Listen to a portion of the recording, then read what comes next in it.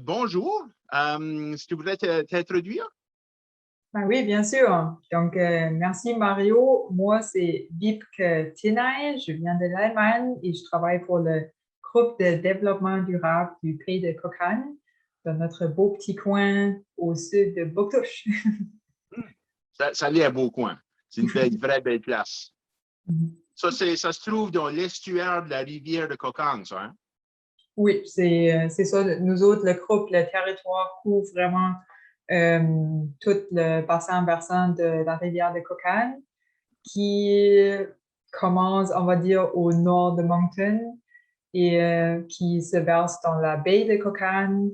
Il y a une jolie petite île aussi qui est populaire pour les colonies de hérons. Les hérons, oh wow! La deuxième plus grande colonie de hérons bleus au Nouveau-Brunswick. Fantastique, fantastique. Ouais. C'est comme ça, la région dépend beaucoup sur la rivière, elle est comme à s'identifier avec la rivière, que ça a une importance culturelle, économique, puis toutes ces choses-là, hein. Il y a beaucoup de cottage, il y a des affaires comme ça. Ouais. Oui, le groupe s'est formé vraiment autour d'améliorer la qualité de l'eau. C'est vraiment ça le but à l'origine. Et c'est comme tu as dit, c'est sûr que comme il y a toujours eu la foresterie, l'agriculture, comme on dirait qu'il y a peut-être de plus en plus aussi, là, il y a certaines personnes qui vont dire la baie est pas mal pleine, là, comme pour les huîtres. Et on n'a plus ça, là, des lits naturels pour les huîtres. C'est tout comme cultivé, là, à ce temps. Et comme la mission du groupe a changé un petit peu, comme nous autres, on s'est diversifié, on va dire, comme c'est vraiment en général pour l'engagement des citoyens que les autres peuvent prendre soin de l'environnement. Donc, l'environnement, ça touche aussi à la culture avec les teintures naturelles, par exemple. Ça touche aussi à l'alimentation avec notre programme au jardin. Donc, on est comme diversifié un petit peu plus à cette heure. C'est cool, c'est cool. C'est comme ça, vous avez fait un projet pour faire la surveillance des habitats aquatiques. Pourrais-tu nous en parler un petit peu de vos résultats? Oui, absolument. Donc, c'était vraiment pour identifier les pires endroits pour surtout les nutriments et les bactéries. Donc, c'était pas juste nous autres, c'était vraiment sur la côte Est. Il y a d'autres groupes à Tabusintak, Esquimaupetit et Miramichi, Rijibuktu, comme ça, il y a comme une grosse partie là, qui a participé. Et donc, notre but, c'était vraiment identifier les mauvais endroits.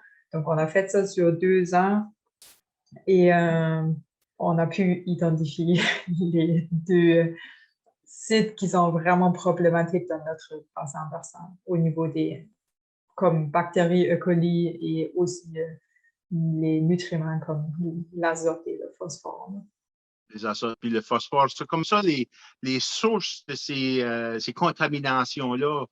Avez-vous pu trouver quoi ce que c'est que les sources? Qu'est-ce que c'est que ça devient, ces choses-là? Ben, c'est ça, c'est quelque chose qui est comme naturel dans l'eau. Donc, c'est sûr que c'est quelque chose qui augmente avec les chaleurs. Et donc, c'est comme il y a plusieurs facteurs qui font que ça peut donner vraiment des gros taux.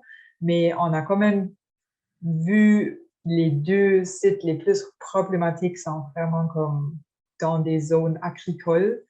Donc, le site le plus problématique est très, très proche d'une ferme et je suis comme vraiment désolée de le décrire comme ça parce que comme je suis totalement comme pour notre autosuffisance alimentaire, mais on a pris des échantillons d'eau avant la ferme et après pour vérifier.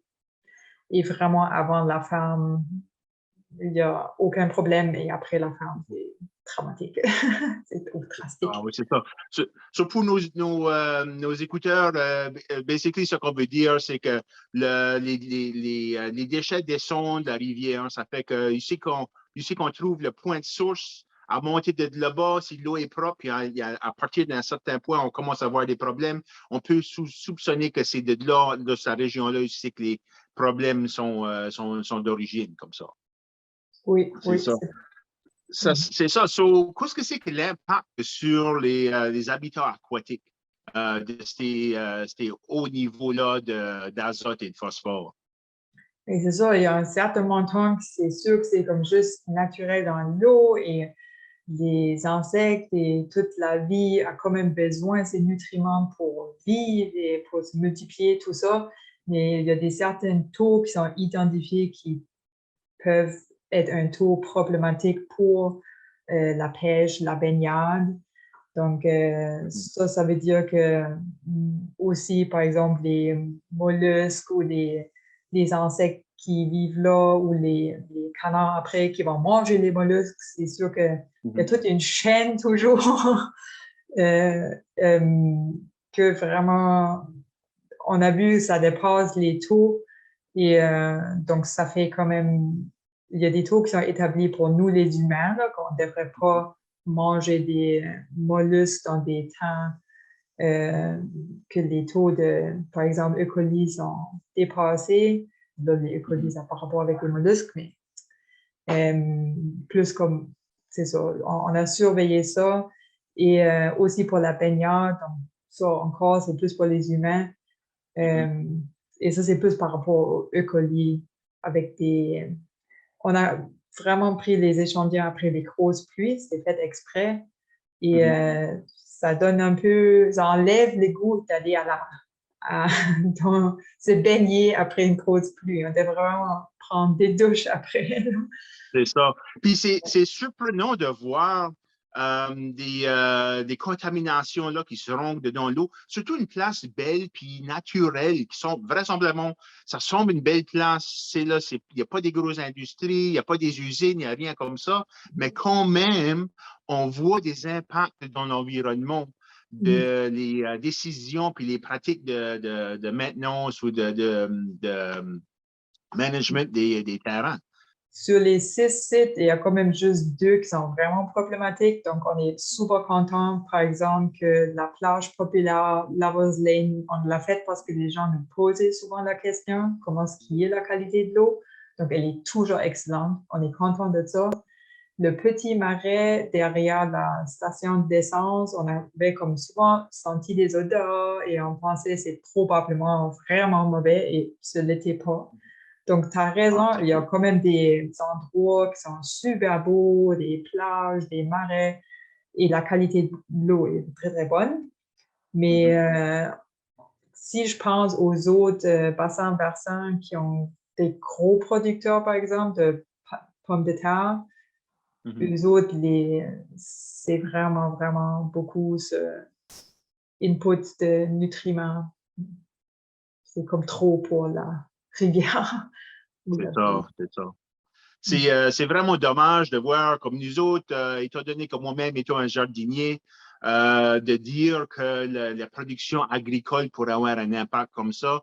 Tu sais, les fermiers, pour moi, c'est des héros, c'est du monde qui fait de la belle ouvrage, qui nourrit le monde. Donc, je ne vais pas pointer du doigt aux fermiers, mais en même temps, c'est comme un fermier qui met des ressources sur son terrain à la fin de la journée. Si ces ressources-là s'en vont dans la rivière, c'est plus en train de faire du bien sur son terrain. Puis, on se soucie aussi de la production. Tu as dit qu'il y a une industrie de mollusques qui se fait, l'aquaculture dans les cours d'eau, puis des contaminations comme ça. Des mollusques, ça filtre l'eau. Donc, n'importe quelle contamination qui se passe dans les cours d'eau, hein, ça peut affecter la qualité de ce produit-là. Puis là, tout d'un coup, le produit est plus vendable à cause des contaminations, des choses comme ça. Les impacts, ça se rend plus loin. C'est pas juste parce que c'est qu'on veut que l'environnement soit beau, mais il y a aussi des impacts économiques, écologiques, le touristique. Si le monde ne veut pas se baigner dans l'eau parce qu'ils ont peur, hein, c'est là, ça décourage le monde de venir faire de la belle visite. C'est une belle place à visiter. C'est là, on ne veut pas décourager le monde de venir faire une tournée. Hein. Astur, qu'est-ce que les gens pourraient faire pour améliorer les choix qu'ils font sur le terrain pour prévenir ces impacts-là sur l'environnement? Ben, je crois que c'est surtout de comprendre que toute l'eau est comme connectée, là, et à la fin, ça va se rendre quand même, pas à la fin, une partie du cycle, c'est quand même que ça tombe dans la baie, là. Et quelque chose de très simple pour toi et moi, c'est juste de laisser une petite zone quand on ne tombe pas. On peut même laisser pousser comme le plus de racines qu'il y a, le mieux que c'est. Et pour les fermiers, on parle vraiment d'un minimum de zone tampon. Je crois que mais les fermiers sont juste obligés de 5 mètres, mais idéalement, je veux dire, on parle de 30 mètres. Ce serait encore mieux pour C'est tout ça, comme le cultiver. résidentiel, lui, est 30 mètres, mais Oui. c'est réduit à 5 mètres pour les fermes commerciales. Et c'est C'est pas une ça? loi, c'est juste une exception à long terme du ministère de l'Environnement qui OK. donne cette exception, mais dans la loi, ça dit vraiment comme tu as besoin d'un permis si tu veux travailler dans 30 mètres de la cour d'eau, là. Mhm. Puis pour les gens qui sont plus sur le système impérial, 30 mètres, ça équivalerait à l'entour de 100 pieds. Oui, absolument, sans Ouais. pied. C'est ça. So basically, laissons juste le bord de la rivière pousser naturel avec les broussailles, les arbres, les herbes. Et les racines là vont intercepter les écoulements d'eau de surface qui sont pleins de ces nutriments-là. Ils vont le pogner puis ils vont l'utiliser une grosse partie de ça avant que ça se rende au cours d'eau. Ouais, c'est le C'est plus simple, ça aide avec l'érosion, ça aide à filtrer l'eau et diminuer le ruissellement. Donc, c'est pas mal facile à faire pour quelqu'un qui aime pas la nature poussée sauvage, on va dire. Il y a quand même plein de manières à rendre ça plus à son goût avec d'autres fleurs, des arbustes décoratifs. Tout est possible. C'est ça. So, je vous félicite sur le beau travail que vous faites pour prendre garde puis faire sûr que les choses sont bien, de répondre aux habitants qui ont des questions, là, qui sont souciés des impacts sur l'environnement, sur leur cours d'eau autour de leur terrain. Si Mémé et Pépère veulent laisser les petits-enfants aller se baigner dans l'eau, ben, ils veulent se sentir sécures. C'est du monde comme vous autres qui fait le beau travail que vous faites, qui va donner sécurité, qui va donner, le soulager l'esprit du monde qui vit sur la rivière. Ça fait, je vous félicite vraiment pour votre beau travail, puis on apprécie beaucoup ça. Mais merci beaucoup. C'est vraiment, je sais que c'est comme une grande question pour, comme tu as dit, tous les habitants et comme c'est ça. Et c'est totalement correct comme les gens nous appellent pour avoir des conseils et vraiment, c'est bienvenu. On est là pour ça.